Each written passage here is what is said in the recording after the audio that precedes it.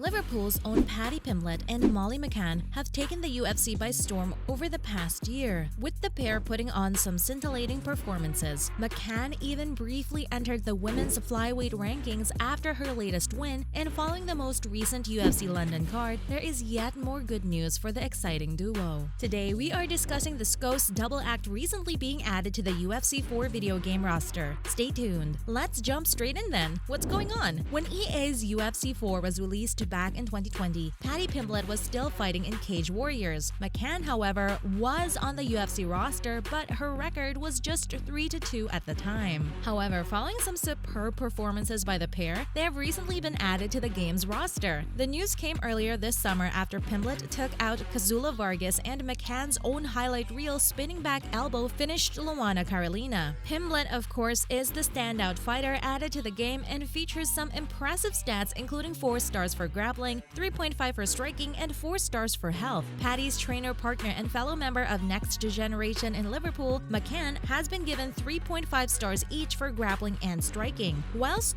the makers have also acknowledged her superb engine, giving her 4.5 stars for health. However, they're not the only new additions, with fellow UK fighters Paul "Bear Jew" Craig and Team Cowbones' Tom Aspinall, which incidentally is also based in Liverpool, also featuring. The Scottish light heavyweight's heavy reliance on grappling has been highlighted with 4.5 stars, while also being given 3.5 stars for striking and 4.5 for overall health. Aspinall is arguably the standout new addition, and the excitement behind him has been taken into account with 4.5 stars in each category, giving him an overall rating of 4.5, the highest of the new recruits. Who is your favorite fighter right now? Next up, Paddy's weight has again been under scrutiny. Stay with us. Pimblett is known for ballooning up in weight between fights, and less than a month after his submission win over Jordan Levitt at UFC London, he has already reportedly put around 50 pounds back on, as he recently revealed he is now weighing in at around 200 pounds. Pimblett regularly comes in for criticism between fights for fellow UFC fighters, and the boss even had his say this week. Whilst conceding that it is ultimately Paddy's decision, Dana White reiterated the widely acknowledged fact that this sort of weight fluctuation is unhealthy and could impact Pimblett long-term. He also recently suggested that Pimblett's out-of-camp diet negatively affects the UFC. White said that when he is discussing possible matchups with his team of matchmakers, Pimblett's fights have to be managed a different way to the others thanks to his habits when he doesn't have a fight on the horizon. Many fighters will stay around their fighting weight by maybe 20 pounds or so, but for the baddie to make lightweight, he has to shed around 50 pounds. This completely rules him out of a short-notice fight and means he cannot jump in quickly to earn some money for himself, nor help the UFC out. Whether or not he continues this throughout his career is yet to be seen. As we all know, it becomes more and more difficult to shed those pounds as we get older, am I right? Give us your thoughts on Pimblett's out-of-camp behavior below. Paddy has responded to a recent call-out now, stick around. Pimblett is fast becoming one of the most talked-about fighters on the UFC roster, and that kind of publicity comes with its own sort of heat. Following his recent win over Jordan Levitt, Paddy was called out by another UFC lightweight, Terrence McKinney, and discussing the call-out recently, Paddy revealed he isn't surprised, as people want to be known as the fighter who derails the hype train. He said, "Everyone wants to fight me," before suggesting that it is his large following on social media which fellow fighters want to take advantage of. He also claimed that his appearance has something to do with it, saying, "I'm not a very scary dude. I mean, people have seen what he can do in the octagon, so they shouldn't judge a book by its cover." Pimblett went on to say, "I don't look that intimidating. People think I can beat him, but when you get in the cage with me and you've got to solve the puzzle, you can't." He also spoke of how he has agreed to a fight with McKinney himself in the past on Twitter, but thinks that now that he has blown up, McKinney wants the same for himself and wants to jump the queue and jump on the bandwagon now. Whilst not saying outright that McKinney is next, Pimblett simply said, "We will see what happens over the coming weeks. We can't wait. Who do you think Paddy faces next?" Paulo Costa has given Pimblett props next. Stay with us. Costa takes on former middleweight champ Luke Rockhold this weekend as the pair bid to put a stop to back-to-back defeats each. And similar to Paddy, Borrachinha is known for piling on the pounds between fights, but he has also Boss never missed weight, kind of, just like Paddy. Costa told UFC bosses before his last defeat to Marvin Vettori that he wouldn't be able to make the middleweight limit, so the bout was moved to a 200-pound catch weight. It was then moved again to light heavyweight, with Dana White categorically claiming that Costa's days at middleweight were over. In the build-up to the Rockhold fight this weekend, Costa has revealed that Paddy actually gave him some tips on how to shed the weight, saying, "Yeah, he gave me a few instructions," before going on to say that they both are always cutting a lot of weight in a short time. The big Brazilian also explained, "When I saw Paddy fight 2 weeks ago, I tweeted this. I said, man, this is a short time to cut that much weight, but he did. He did great, and me as well. We know how to cut weight." What do you make of Costa's words? Some massive news for Molly now. Stay tuned. Having just scored her second knockout in a row, with spinning back elbows heavily involved in both, Dana White has recognized the star qualities Molly McCann has shown over the past couple of fights. The boss has sanctioned a bumper new 8-fight deal for the Liverpool brawler. The new contract was announced shortly after McCann's next fight was also announced, which will see her go up against New Jersey's Erin Blanchfield in Madison Square Garden. The fight will take place on the UFC 281 card, which McCann revealed on her Instagram account alongside the caption, "From Norris Green, a particularly rough suburb of Liverpool, to Madison Square Garden. I think you all know the importance of this fight and how much it means I get to fight in such a prestigious venue, the mecca of boxing and stateside." Molly then suggested she would bring a large Scouse following before imploring all the Irish fans in the New York area to get behind her. Most people from Liverpool have Irish roots given its close proximity to Dublin. Meatball then thanked the UFC for her new deal, saying Little Meatball has only gone and got a new 8-fight deal. McCann has come a long way and deserves everything she gets, which will mean an increase on the guaranteed $50,000 she was making on her previous deal. Good for you, Molly. Do you think she can challenge at the top of the flyweight division? And finally, we're talking Tom Aspinall. Aspinall has been off the radar somewhat following his freak injury retirement at UFC London at the end of last month. However, the big heavyweight prospect appeared on Helwani earlier this week to give fans a quick update on where he's currently at in his recovery. Aspinall told Helwani that going into the fight, he had concerns over his knee, but simply got greedy. He explained how he planned to get his knee fixed after the London card earlier this year, but then bosses told him they were gonna come back to the UK in 10 weeks, which he knew he had to be on. He said he thought to himself, let's just do one more, we can do one more. I managed it for this many fights so far. I managed it for like 6 to 7 fights. Let's do this one more and then we're gonna get the knee sorted out, before admitting that he gambled a little too much on this one. Directly after the injury, he had surgery and revealed the extent of the damage. He tore his MCL, meniscus, and ACL, which is probably one of the worst injuries an athlete can suffer in terms of recovery time. Aspinall expects to be back in training within a year but won't even know for another 16 weeks whether or not the surgery has been a success. The injury came at the worst possible moment for Aspinall, as he was beginning to make a serious run at the top. He'll be back. As usual, thanks for stopping by today, and remember to tune in again next time. And why not do us a solid by liking today's video, whilst also sharing it with any video game or MMA fans you know of. Bye guys!